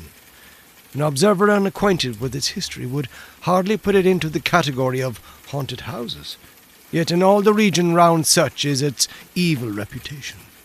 Its windows are without glass, its doorways without doors. There are wide breaches in this shingle roof, and for a lack of paint the weatherboarding is a dun grey. But these unfailing signs of the supernatural are partly concealed and greatly softened by the abundant foliage of a large vine overrunning the entire structure. This vine, of a species which no botanist has ever been able to name, has an important part in the history of the house. The Harding family consisted of Robert Harding, his wife Matilda, Miss Juliet Went, who was her sister, and 2 young children. Robert Harding was a silent, cold-mannered man who made no friends in the neighbourhood and apparently cared to make none. He was about 40 years old, frugal and industrious, and made a living from the little farm which is now overgrown with brush and brambles. He and his sister-in-law were rather tabooed by their neighbours, who seemed to think that they were seen too frequently together, not entirely their fault, for at these times they evidently did not challenge observation. The moral code of rural Missouri is stern and exacting. Mrs. Harding was a gentle, sad-eyed woman, lacking a left foot. At some time in 1884 it became known that she had gone to visit her mother in Iowa. That was what her husband said in reply to inquiries, and his manner of saying it did not encourage further questioning. She never came back, and 2 years later, without selling his farm or anything that was his, or appointing an agent to look after his interests, or removing his household goods, Harding, with the rest of the family, left the country. Nobody knew whither he went. Nobody at that time cared. Naturally, whatever was movable about the place soon disappeared, and the deserted house became haunted in the manner of its kind. One summer evening, 4 or 5 years later, the Reverend J. Gruber of Norton and a Maysville attorney named Hyatt met on horseback in front of the Harding place. Having business matters to discuss, they hitched their animals and going to the house sat on the porch to talk. Some humorous reference to the sombre reputation of the place was made and forgotten as soon as uttered, and they talked of their business affairs until it grew almost dark. The evening was oppressively warm, the air stagnant. Presently, both men started from their seats in surprise. A long vine that covered half the front of the house and dangled its branches from the edge of the porch above them was visibly and audibly agitated, shaking violently in every stem and leaf. "We shall have a storm," Hyatt exclaimed. Gruber said nothing, but silently directed the other's attention to the foliage of adjacent trees, which showed no movement. Even the delicate tips of the boughs silhouetted against the clear sky were motionless. They hastily passed down the steps to what had been a lawn and looked upward at the vine, whose entire length was now visible. It continued in violent agitation, yet they could discern no disturbing cause. "Let us leave," said the minister. And leave they did. Forgetting that they had been travelling in opposite directions, they rode away together. They went to Norton, where they related their strange experience to several discreet friends. The next evening, at about the same hour, accompanied by 2 others whose names are not recalled, they were again on the porch of the Harding house, and again the mysterious phenomenon occurred. The vine was violently agitated, while under the closest scrutiny from root to tip. Nor did their combined strength applied to the trunk serve to still it. After an hour's observation they retreated, no less wise, it is thought, than when they had come. No great time was required for these singular facts to rouse the curiosity of the entire neighbourhood. By day and by night, crowds of persons assembled at the Harding house, seeking a sign. It does not appear that they found it, yet so credible were the witnesses mentioned that none doubted the reality of the manifestations to which they testified. By either a happy inspiration or some destructive design, it was one day proposed, nobody appeared to know from whom the suggestion came, to dig up the vine. And after a good deal of debate, this was done. Nothing was found but the root, yet nothing could have been more strange. For 5 or 6 feet from the trunk, which had at the surface of the ground a diameter of several inches, it ran downward, single and straight, into a loose, friable earth. Then it divided and subdivided into rootlets, fibers, and filaments, most curiously interwoven. When carefully freed from soil, they showed a singular formation. In their ramifications and doublings back upon themselves, they made a compact network, having in size and shape an amazing resemblance to the human figure. Head, trunk, and limbs were there. Even the fingers and toes were distinctly defined, and many professed to see in the distribution and arrangement of the fibers in the globular mass representing the head a grotesque suggestion of a face. The figure was horizontal. The smaller roots had begun to unite at the breast. In point of resemblance to the human form, this image was imperfect. At about 10 inches from one of the knees, the cilia forming that leg had abruptly doubled backward and inward upon their course of growth. The figure lacked the left foot. There was but one inference, the obvious one. But in the ensuing excitement, as many courses of action were proposed as there were incapable counsellors, the matter was settled by the sheriff of the county, who, as the lawful custodian of the abandoned estate, ordered the root replaced and the excavation filled with the earth that had been removed. Later inquiry brought out only one fact of relevancy and significance. Mrs. Harding had never visited her relatives in Iowa, nor did they know that she was supposed to have done so. Of Robert Harding and the rest of his family nothing is known. The house retains its evil reputation, but the replanted vine is as orderly and well-behaved a vegetable as a nervous person could wish to sit under of a pleasant night, when the katydids grate out their immemorial revelation, and the distant whippoorwill signifies his notion of what ought to be done about it.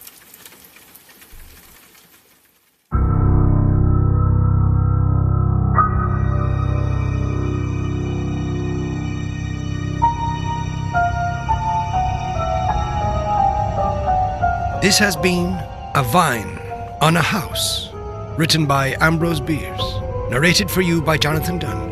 Original year of publication 1905. This work is in the public domain. Production and narration copyright 2026. Jonathan Dunne.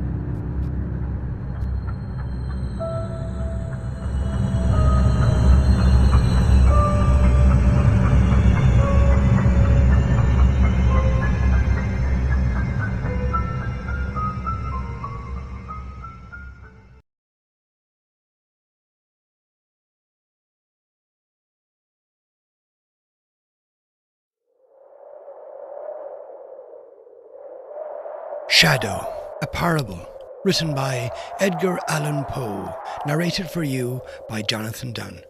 Original year of publication 1845. This work is in the public domain. Production and narration copyright 2025. Jonathan Dunne.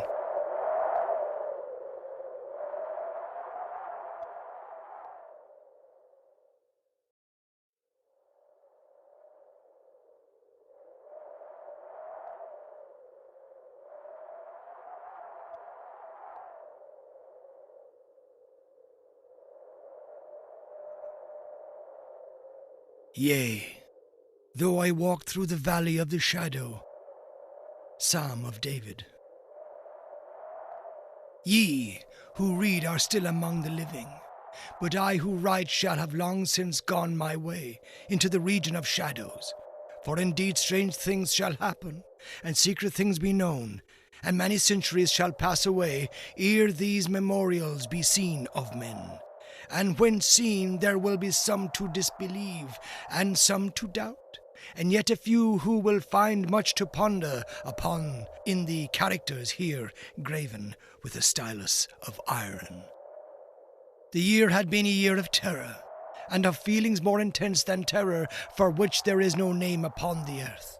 For many prodigies and signs had taken place, and far and wide over sea and land the black wings of the pestilence were spread abroad. To those, nevertheless, cunning in the stars, it was not unknown that the heavens wore an aspect of ill, and to me, the Greek oinos, it was evident that now had arrived the alternation of that 794th year, when, at the entrance of Aries, the planet Jupiter is co-joined with the red ring of the terrible Saturnus.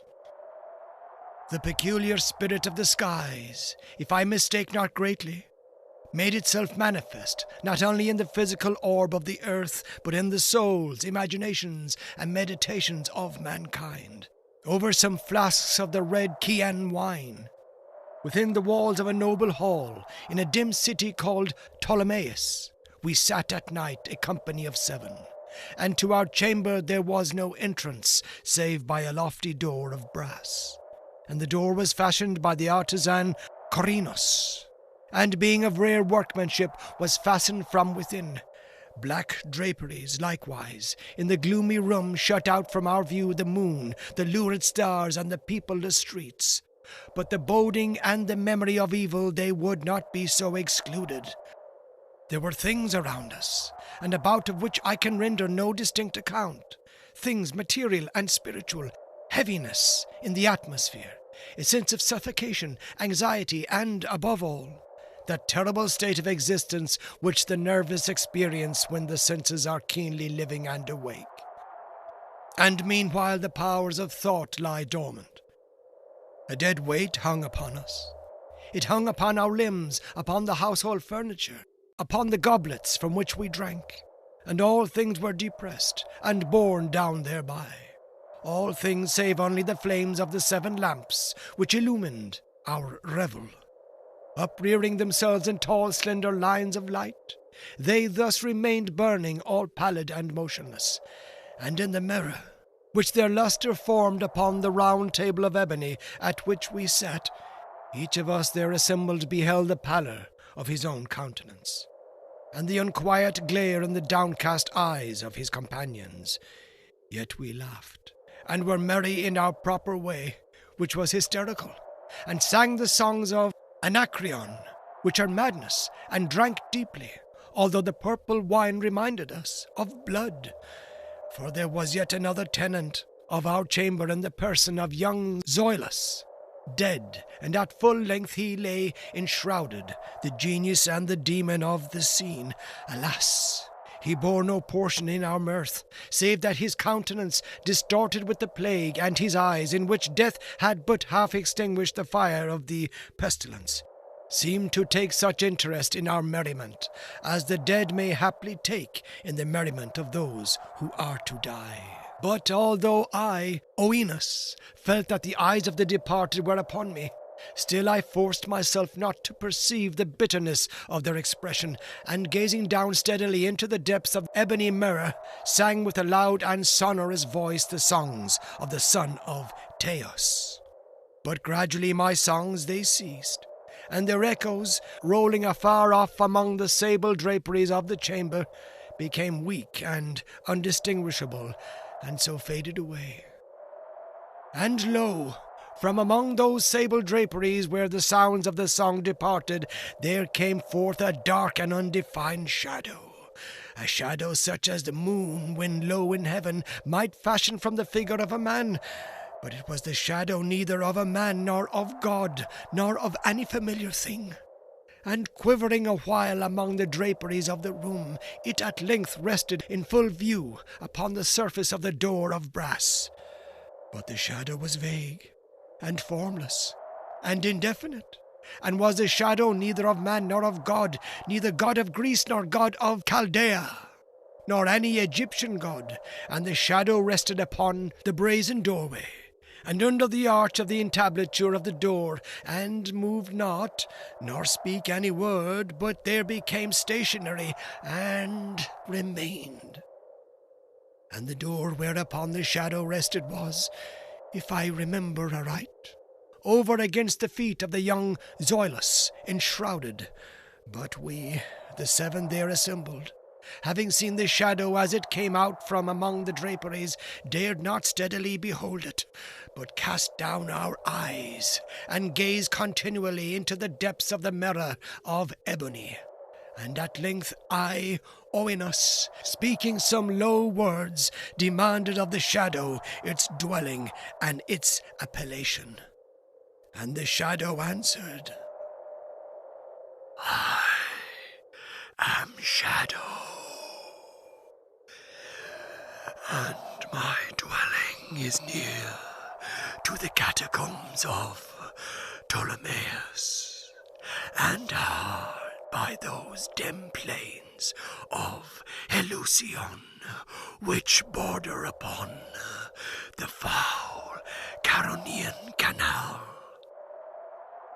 And then did we, the seven, start from our seats in horror, and stand trembling, and shuddering, and aghast, for the tones and the voice of the shadow were not the tones of any being, but of a multitude of beings, and, varying in their cadence from syllable to syllable, fell duskly upon our ears in the well-remembered and familiar accents of many thousand departed friends. The end.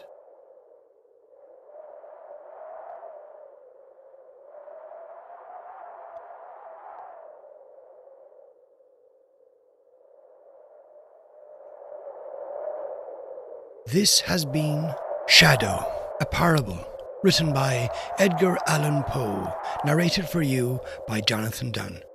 Original year of publication 1845. This work is in the public domain. Production and narration copyright 2025. Jonathan Dunne.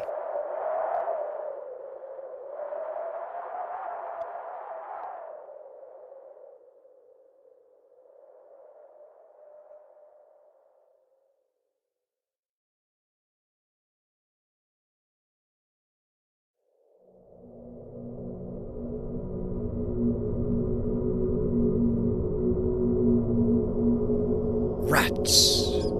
Written by M.R. James. Narrated for you by Jonathan Dunne. Original year of publication 1929. This work is in the public domain. Production and narration copyright 2025. Jonathan Dunne.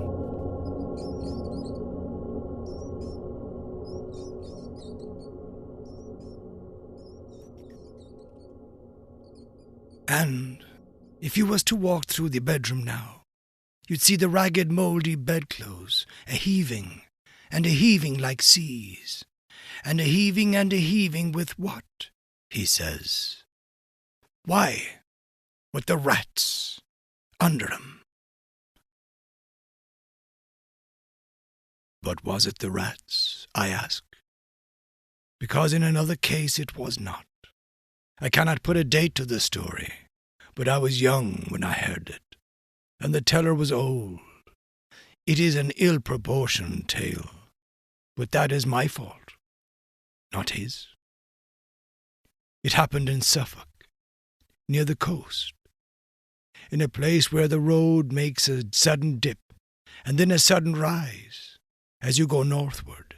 At the top of that rise stands a house on the left of the road. It is a tall, red-brick house, narrow for its height. Perhaps it was built about 1770. The top of the front has a low, triangular pediment with a round window in the centre. Behind it are stables and offices, and such garden as it has is behind them. Scraggy Scotch firs are near it. An expanse of gorse-covered land stretches away from it. It commands a view of the distant sea from the upper windows of the front. A sign on a post stands before the door, or did so stand. For though it was an inn of repute once, I believe it is so, no longer. To this inn came my acquaintance, Mr. Thompson, when he was a young man, on a fine spring day, coming from the University of Cambridge, and desirous of solitude in tolerable quarters and time for reading. These he found, for the landlord and his wife had been in service, and could make a visitor comfortable, and there was no one else staying in the inn. He had a large room on the first floor commanding the road and the view, and if it faced east, why, that could not be helped. The house was well built and warm.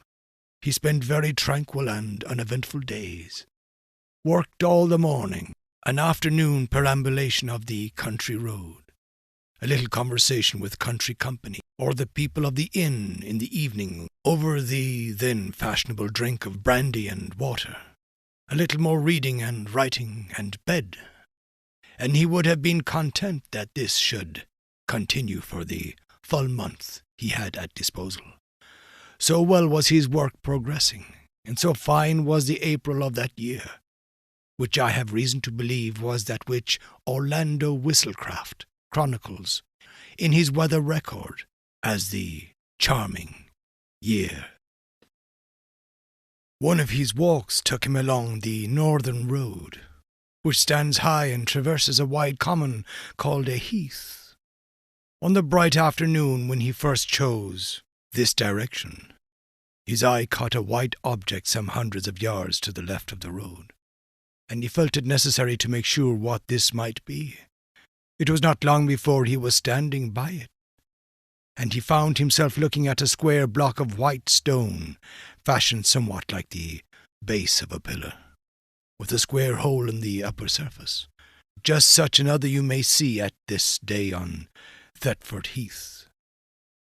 After taking stock of it, he contemplated for a few minutes the view, which offered a church tower or two, some red roofs of cottages and windows winking in the sun, and the expanse of sea, also with an occasional wink and gleam upon it, and so pursued his way. In the desultory evening talk in the bar, he asked why the white stone was there on the common. "Old-fashioned thing, that is," said the landlord, Mr. Betts. "We was none of us alive when that was put there." "That's right," said another. "It stands pretty high," said Mr. Thompson. "I dare say a sea mark was on it some time back." "Ah, yes," Mr. Betts agreed. "I've heard they could see it from the boats. But whatever there was, it's fell to bits this long time." "Good job, too," said a third. "'Twarn't a lucky mark, but what the old men used to say, not lucky for the fishing, I mean to say." "Why ever not?" said Thompson. "Well, I never see it myself," was the answer. "But they had some funny ideas, what I mean, peculiar, them old chaps, and I shouldn't wonder but what they made away with it theirselves." It was impossible to get anything clearer than this. The company, never very voluble, fell silent, and when next someone spoke it was of village affairs and crops. Mr. Betts was the speaker. Not every day did Thompson consult his health by taking a country walk. One very fine afternoon found him busily writing at 3 o'clock. Then he stretched himself and rose and walked out of his room into the passage. Facing him was another room, then the stair head, then 2 more rooms, one looking out to the back, the other to the south. At the south end of the passage was a window, to which he went, considering with himself that it was rather a shame to waste such a fine afternoon. However, work was paramount just at the moment. He thought he would just take 5 minutes off and go back to it, and those 5 minutes he would employ. The Bettses could not possibly object to looking at the other rooms in the passage, which he had never seen. Nobody at all, it seemed, was indoors. Probably as it was market day, they were all gone to the town. except perhaps a maid in the bar. Very still the house was, and the sun shone really hot. Early flies buzzed in the window panes. So he explored. The room facing his own was undistinguished except for an old print of Bury St. Edmunds. The two next to him on his side of the passage were gay and clean, with one window apiece, whereas his had two. Remained the southwest room, opposite to the last which he had entered. This was locked, but Thompson was in a mood of quite indefensible curiosity, and feeling confident that there could be no damaging secrets in a place so easily got at. He proceeded to fetch the key of his own room, and when that did not answer, to collect the keys of the other three. One of them fitted, and he opened the door. The room had two windows looking south and west, so it was bright, and the sun as hot upon it as could be. Here there was no carpet, but bare boards, no pictures, no washing stand, only a bed in the farther corner, an iron bed, with mattress and bolster, covered with a bluish check counterpane, as featureless a room as you can well imagine. And yet there was something that made Thompson close the door very quickly, and yet quietly, behind him, and lean against the window-sill in the passage, actually quivering all over. It was this, that under the counterpane someone lay, and not only lay, but stirred. That it was someone, not something, was certain, because the shape of a head was unmistakable on the bolster, and yet it was all covered, and no one lies with covered head but a dead person. And this was not dead, not truly dead, for it heaved and shivered. If he had seen these things in dusk or by the light of a flickering candle, Thompson could have comforted himself and talked of fancy. On this bright day that was impossible. What was to be done? First, lock the door at all costs. Very gingerly he approached it, and bending down listened, holding his breath. Perhaps there might be a sound of heavy breathing, and a prosaic explanation. There was absolute silence, but as, with a rather tremulous hand, he put the key into its hole and turned it, it rattled, and on the instant a stumbling, padding tread was heard coming towards the door. Thompson fled like a rabbit to his room, and locked himself in. Futile enough, he knew it was. Would doors and locks be any obstacle to what he suspected? But it was all he could think of at that moment. And in fact nothing happened. Only there was a time of acute suspense, followed by a misery of doubt as to what to do. The impulse, of course, was to slip away as soon as possible from a house which contained such an inmate. But only the day before he had said he should be staying for at least a week more. And how, if he changed plans, could he avoid the suspicion of having pried into places where he certainly had no business? Moreover, either the Bettses knew all about the inmate, and yet did not leave the house, or knew nothing, which equally meant that there was nothing to be afraid of, or knew just enough to make them shut up the room, but not enough to weigh on their spirits. In any of these cases it seemed that not much was to be feared, and certainly so far he had no sort of ugly experience. On the whole, the line of least resistance was to stay. Well, he stayed out his week. Nothing took him past that door, and, often as he would pause in a quiet hour of the day or night in the passage and listen, no sound whatever issued from that direction. You might have thought that Thompson would have made some attempt at ferreting out stories connected with the inn, hardly perhaps from Betts, but from the parsons of the parish, or old people in the village. But no. The reticence which commonly falls on people who have had strange experiences and believe in them was upon him.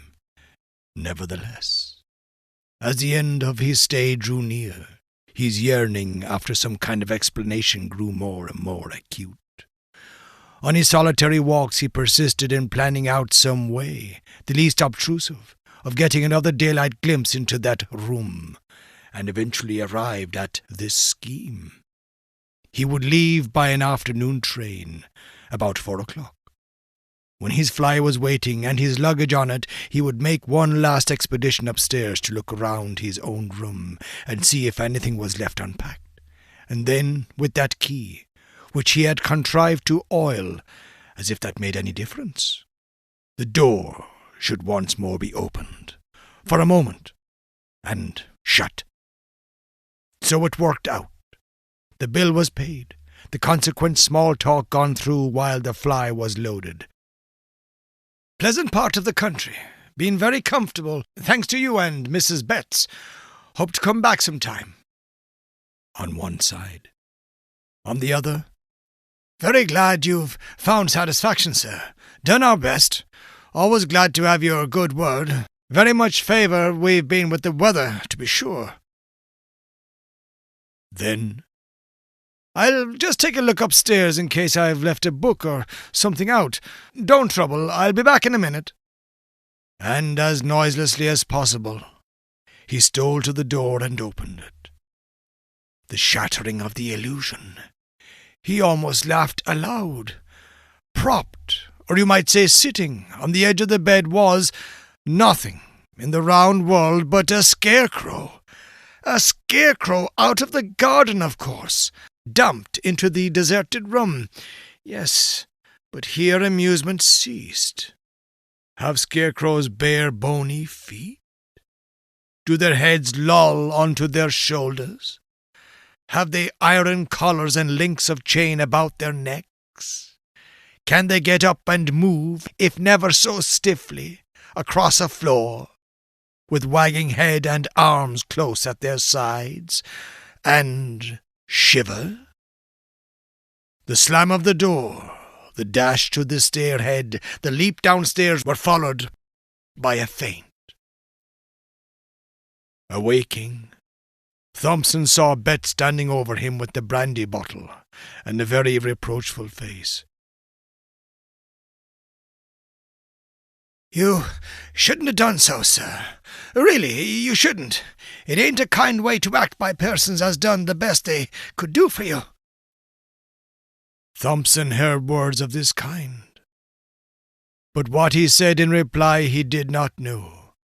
Mr. Betts, and perhaps even more Mrs. Betts, found it hard to accept his apologies and his assurances that he would say no word that could damage the good name of the house.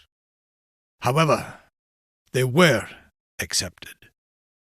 Since the train could not now be caught, it was arranged that Thompson should be driven to the town to sleep there. Before he went, the Bettses told him what little they knew. They says he was a landlord here, a long time back, and was in with the highwaymen that had their beat about the 8th. That's how he come by his end, hung in chains, they say, up where you see that stone, what the gallows stood in. Yes, the fishermen made away with that, I believe, because they see it out at sea, and it kept the fish off, according to their idea.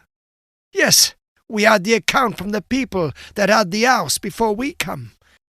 You keep that rum shut up, they says, but don't move the bed out, and you'll find there won't be no trouble.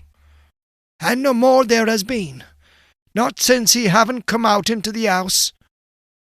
Though what he may do now, there ain't no saying. Anyway, you're the first I know on that's seen him since we've been here. I never set eyes on him myself, nor don't want. And ever since we've made the servants' rooms in the stabling, we ain't had no difficulty that way. Only I do hope, sir, as you'll keep a close tongue, consider now an house do get talked about. With more to this effect. The promise of silence was kept for many years. The occasion of my hearing the story at last was this. that when Mr. Thompson came out to stay with my father, it fell to me to show him to his room, and instead of letting me open the door for him, he stepped forward and threw it open himself, and then for some moments stood in the doorway holding up his candle and looking narrowly into the interior. Then he seemed to recollect himself, and said, "I beg your pardon, very absurd, but I can't help doing that, for a particular reason." What that reason was, I heard some days afterwards, and you have heard now.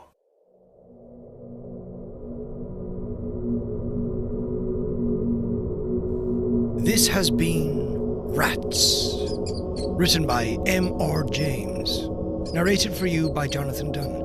Original year of publication 1929. This work is in the public domain. Production and narration copyright 2025.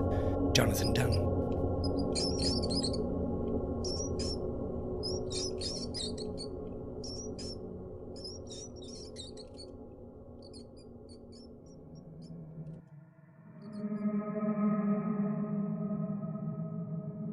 You've been listening to Timeless Terrors, Volume 11.